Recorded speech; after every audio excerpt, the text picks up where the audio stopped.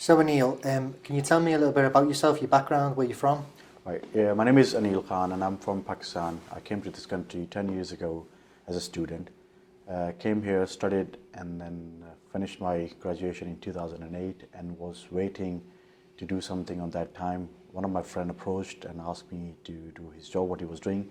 He was the insurance representative on that time with one of the company, and then he asked me to join it. And I said, okay, I've joined it in December 2008, and since then I'm doing this now. I'm a financial advisor, fully financial advisor myself now, and that's what I'm doing. Okay. Obviously, the purpose of this interview is to discuss the defamatory publication. Can you tell me a little bit about what your life was like 6 months before all this happened to you, leading up to it? Well, I mean, it all happened in October 2014, and in May 2014, this was the biggest time for me when I've actually gone as a broker on my own. Before that, I was working with another firm, and I had too many plans because by that time I was quite experienced and I knew in which direction I have to go. So what I did is that May 2014, established my own firm, started everything myself, and I had a plan to recruit some more people so that they can do mortgages and all this stuff, and I can actually guide them and in whatever the way I can do it, and then we can go from there. And suddenly this happened in October. The way my business work is that I actually call my clients, book the appointments first, and then go and do the business with them. The most worrying thing about me in this article was that I knew my picture wasn't really there, but so do the customers. My customers doesn't even know who I am, how do I look. If they search me, which most of the people have actually searched me in past, because they are allowing me to come into their house. Yes. You know, I'm going into their comfort zone, sitting with them, with their family. So some have, not everybody does that, but some of them have actually done that in past. So that was the biggest fear for me, and I just didn't really feel what's going to happen. So my life was absolutely fine, did have big plans, how to go, what to do, and I was going in the right direction. And suddenly I just stopped everything. I was thinking to advertise, I was thinking to recruit more people, and I stopped at everything. So I think what you're saying is that in your line of business, your personal and professional reputation are extremely important, because if you don't have a good reputation, you're not going to get any business. On the top of reputation, the biggest thing is trust. Yeah. If you're putting a trust in my firm or in me, only then you're allowing me to come to your house, discussing your financial needs. Sometimes I speak to people and I do their £500,000 policies, £1 million policies as well. So they have to do I have to do a proper fact find, in which fact find I need to know what are their expenses, how much they are earning, what are their family backgrounds, who is in the family, what are their expenses. So if somebody is going to tell me all these things, they have to have a trust on me. And if they feel something, that there is something wrong, that they have some suspicion, why will they do it? Yeah. So, fast forwarding to October 2014, there was a defamatory publication published in newspapers with wide circulation and also on the internet. Can you tell me how you found out that there was this material out there about you? Well, I was sitting with one of my clients in Leatherhead Hilton Hotel. This is when one of my friends, he's a good friend of mine, he was keep ringing me. I normally keep my phone on silent, but it was keep ringing me, so I couldn't answer it. Once the meeting finished, I went to the car and answered the phone and spoke to him, what's happening? And he said, what's happening with you? What have you done? I said, what have I done? He says, a big article, that you've been involved in a robbery and all that stuff. And I was shocked. So straight from there, I drove to him. When he was in the restaurant, he's a restaurant owner. So I went there, spoke to him, and I've seen the article myself. And that was on the Kingston Guardian. It means I've been in that area from past 10 years. Most of the people knows me. Even if they don't know me by name, they know me by face. They know me, who I am and what I do. So, and most of the people have read that paper because that's free paper. Nobody has to pay for that paper. So, and once I've taken the paper from him, I've gone home, didn't spoke to anybody, and just searched it myself on the internet. And there was not only one publication; it was about 8 to 10 different, newspapers that published about it. Luckily, I had a friend who's a next door neighbor. He is a journalist. the only person I think was reasonable to talk on that time was that guy. I spoke to him, and he said, okay, don't worry, let me just search it. So he told me it's not 7-8, it's more than that. So he searched it, everything, and he said, don't worry, I will write email to them saying it's not you, and they have to remove it. So that was it really. That's what I found out, and that's what I did on that specific day. Yeah. Okay. So, when did you decide that you needed to start to get solicitors involved in this? It was, I think, in first week of November when I really thought that it's a defamation against me and I should get that help. And I thought that without involving solicitors, it will not be removed properly from the internet. My friend, he's helping me out, I know, but who is he to someone else, to the different publications, how authentic he is basically, how authentic his emails are. So this is when I thought, no, I need someone proper, professional who deals in this thing, because I'm a professional person myself as well, and I know what I can do in my field, you can't do it. So that was not my field, so this is when I thought, let's just speak to different solicitors and see what's going to happen. Yeah. So how many law firms did you speak to, and why did you choose Being Let Down to represent you? Right, I spoke to 3 firms on that time, and Being Let Down was the second one.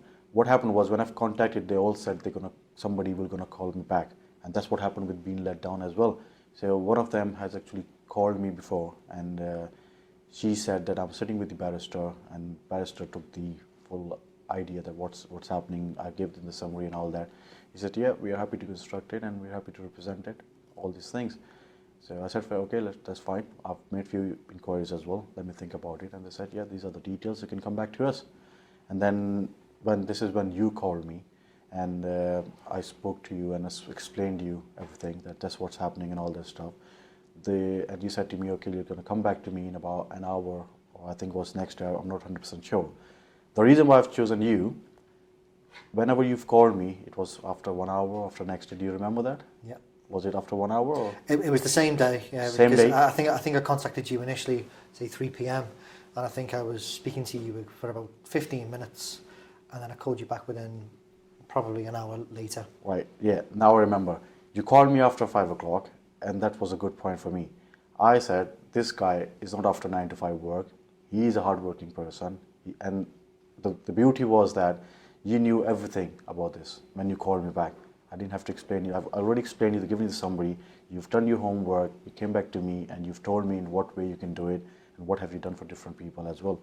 This is when I wasn't 100% sure that I'm going to go with you, but I was 90% sure that I'm going to go with you, because the things which you've told me about that, and you knew everything, what's exactly happening in my life on that time. So that's why, and I spoke to different solicitors again, said, okay, I'm still, because they contacted me next day again. I said, still haven't decided. I'm talking to different more people. I will get back to you. And they said, okay, if you wanted to go with us, these are the details, you can always come back to us. And the next day I said to you, yeah, how much is going to cost me? Yeah. So that was the biggest concern for me. Well, yeah, so moving on to that, obviously instructing solicitors is not something you do every day, particularly for something like this. What was your main concern? The main concern was that, if you're happy to take this as a no-win, no-fee, I'm happy to do it. Otherwise, I will just do whatever I can myself. I will write the emails. My friend is already doing that. And if we can get something from there, that's fine. I will speak to London Met myself. But if there is any fee involved, I'm not going to go with the solicitors. Okay. So, you instruct us to pursue the claim, and we do our own research on this, and we discover that there are multiple publications, essentially copycat publications from the main source. There was one which stood out in particular. It was the one which was publicised by a far-right British nationalist movement, which insinuated, or tried to insinuate, that it was only Muslims that were committing these type of crimes. Tell me how you thought about that particular publication and what effect it had on your attitude towards your family and so on and so on.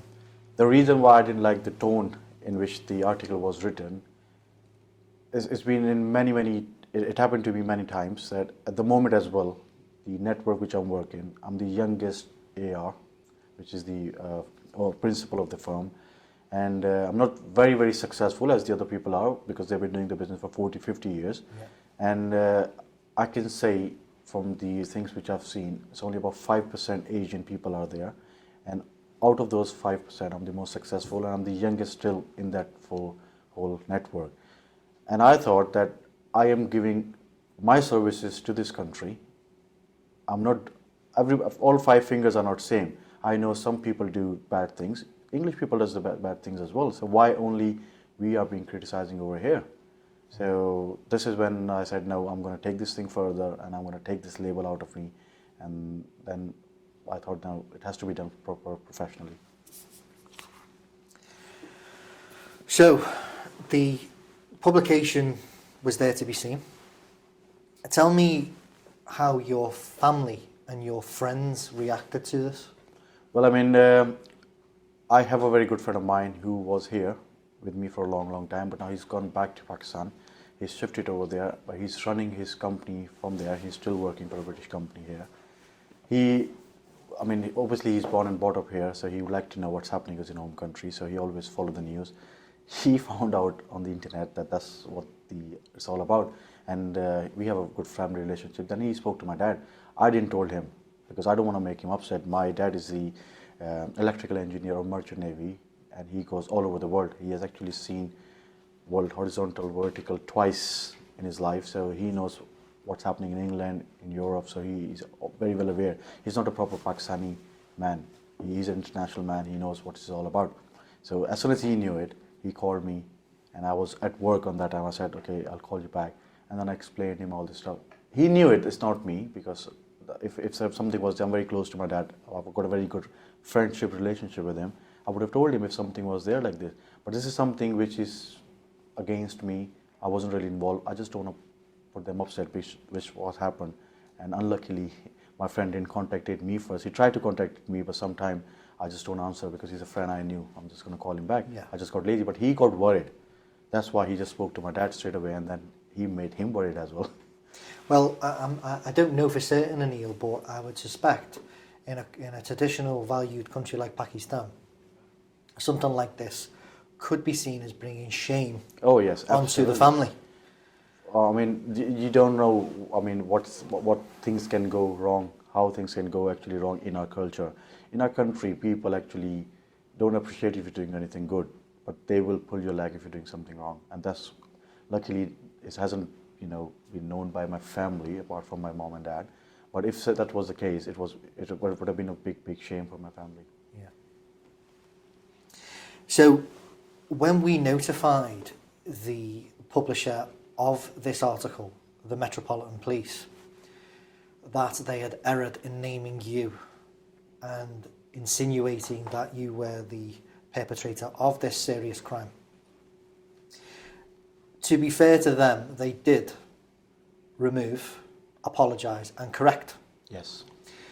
But they gave the response that they did not think that the publication caused serious harm to your reputation. Yes. What did you feel about that?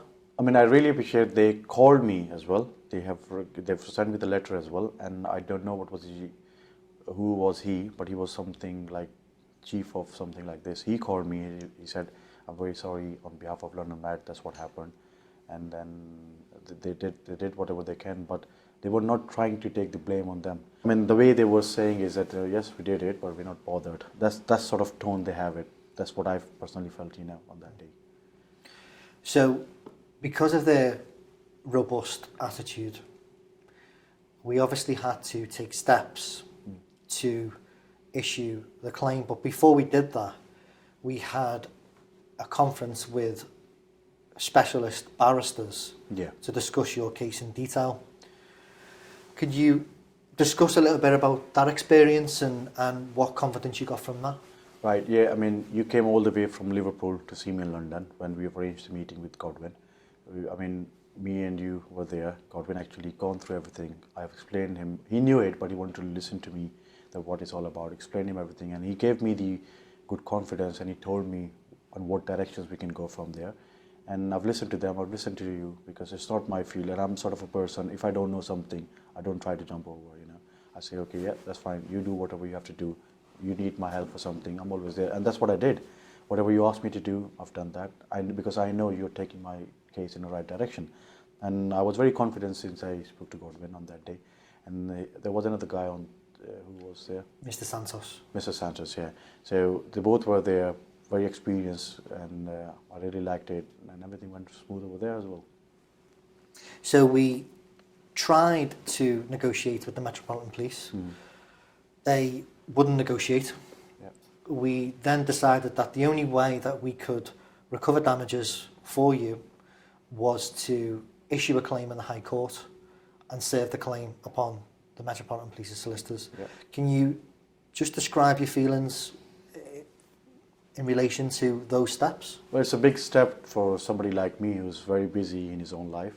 I mean, and also I just don't like to take more hassles. But I got very good support from you, and I knew that I'm going to go in good directions. And I'm sort of a person, if something I have not done it, I will always fight for it, no matter what. I mean, because I knew I'm on the right side, so I have to fight on it, so I did it. I was a little bit confused, because it's a big step that you're taking on London Met into the court. Yeah. But I was confident that I haven't done anything wrong, and whatever is there is there. And I got a very, very good support. I've got a very good legal team behind me, and they will handle it, and they will be standing in front of, with me. So this is when I said, yeah, we will do it. So Aneel, we've discussed a lot of this case now. There was a settlement. What were your thoughts on the actual outcome and the settlement? Well, I mean, I was very impressed, and the way everything went. It took us about 7 months, 8 months to come to this conclusion. And the way I've been treated, the way I've been in the picture, everything was very transparent with me, and the way everything went, I was very happy. And with the settlement, I was satisfied. I didn't have any problems, and everything went perfectly fine. So this happened almost 12 months ago, the initial publication. Yes. Reflecting back on this now that it's all concluded, what are your thoughts? The first thing is that I've met some wonderful people in that 12 months. Good. And I really like the way they have treated and all that stuff. And still got what I deserve it. Everything has been removed. That's what I wanted. So, I mean, absolutely fantastic. Things are so good if I compare it 12 months ago. Well, I mean, 12 months ago, it was very, very difficult for me to forget what happened in February 2014 when they have arrested me, because I'm from a family where these sort of things never happened, and we have never seen anything like this. I think I'm the first person who has actually gone to the cell and stayed there for a few hours, and that was very, very embarrassing for me. And I actually sat down for a few hours and thinking what has happened to me. So when I started forgetting it, because we all have to move on, and then I got busy in my work, and then suddenly I realized I'm in the same situation again, where that past is coming back to me through the publications. And this was more affecting thing for me, because when they arrested me, nobody knew it, they've arrested me. Although my neighbors would have seen it, they haven't told me this thing, because 7 or 8 o'clock in the morning, police car is there, although it's the undercover, but still they were wearing they had the police badges and all that, still on the jacket which they were wearing, this says police on the back as well. Nobody told me, but people knows me over there, and they took me over there. Luckily they didn't handcuff me.